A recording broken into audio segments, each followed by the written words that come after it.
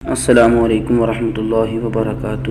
ناظرین، آئیے آیت نمبر 7 کا ترجمہ اور تفسیر جانتے ہیں۔ اعوذ باللہ من الشیطان الرجیم، بسم اللہ الرحمن الرحیم۔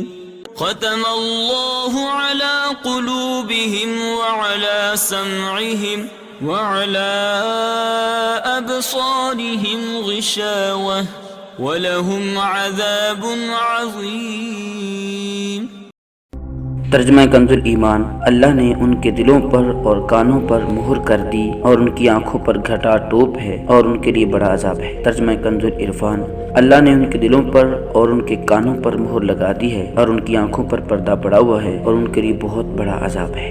تفسیر صراط الجنان۔ ختم اللہ نے مہر لگا دی۔ ارشاد فرمایا کہ ان کافروں کا ایمان سے محروم رہنے کا سبب یہ ہے کہ اللہ تعالیٰ نے ان کے دلوں اور کانوں پر مہر لگا دی ہے، جس کی بنا پر یہ حق سمجھ سکتے ہیں، نہ حق سن سکتے ہیں اور نہ ہی اس سے نفع اٹھا سکتے ہیں، اور ان کی آنکھوں پر پردہ پڑا ہوا ہے جس کی وجہ سے یہ اللہ تعالیٰ کی آیات اور اس کی وحدانیت کے دلائل دیکھ نہیں سکتے، اور ان کے لیے آخرت میں بہت بڑا عذاب ہے۔ بعض کافر ایمان سے محروم کیوں رہے؟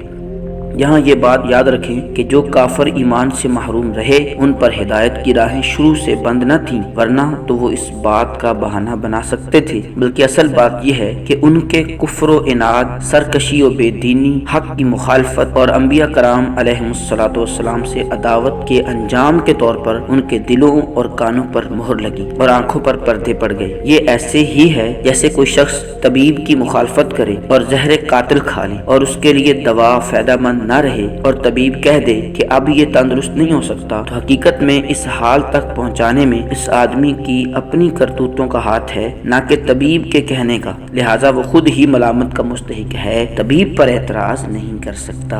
دعا ہے اللہ پاک ہم سب کو پڑھنے اور عمل کرنے کی توفیق عطا فرمائے۔ ناظرین، ہمارے چینل کو سبسکرائب کیجئے، ویڈیو کو لائک کیجئے، شیئر کیجئے۔ اللہ حافظ۔